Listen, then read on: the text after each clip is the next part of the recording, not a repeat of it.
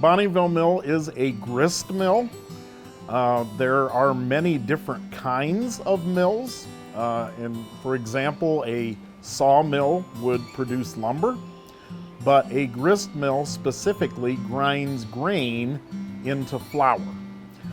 Grist mills were very important in Indiana because back when Bonneyville was built, almost everybody was at least partly farming for their income. So all of those crops produced grains that had to be ground in order to make usable products such as flour and cornmeal. So Bonneyville Mill, of course, when it started, was a service to the local farmers. And at one time, there was quite a variety of different grains that were grown in Indiana. That has kind of been reduced in recent years, so we don't grow as large a variety of grain as we did when this mill first opened. But this mill has always ground wheat and corn, rye. Those are very common grains, and we still grind those particular grains today.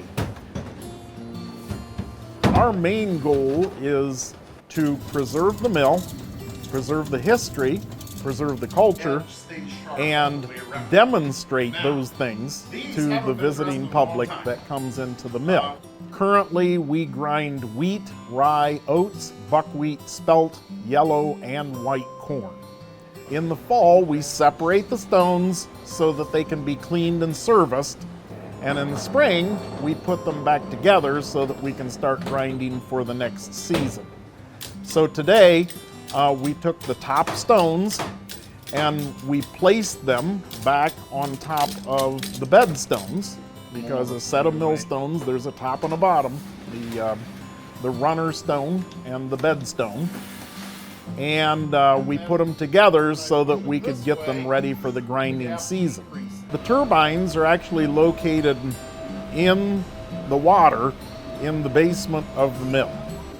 And directly off the top of the turbine, there is a drive shaft. The drive shaft is right behind me back here. And that drive shaft goes all the way to the top so that it can power any of the equipment above this floor and on this floor.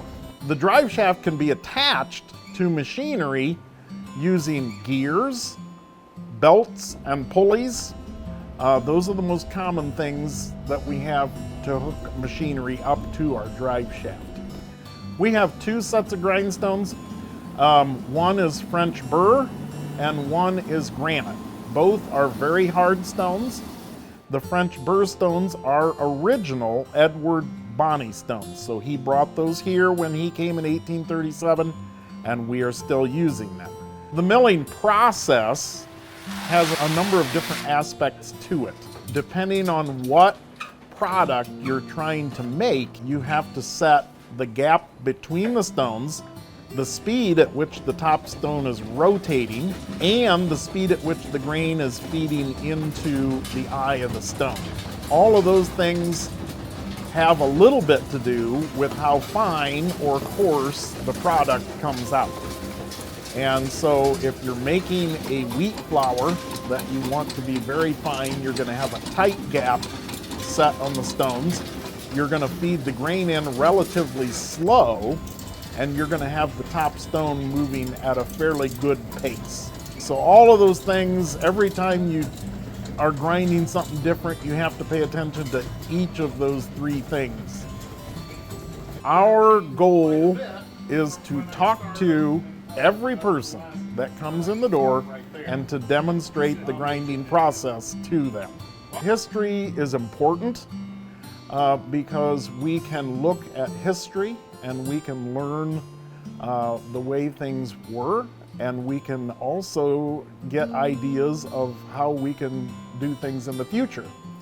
And to me, it's kind of interesting that this mill was a water-powered mill, still is, and we've kind of forgotten about wind and water, and in this day and age, we are reverting back to those ideas as potential power sources for a lot of stuff that we're doing nowadays.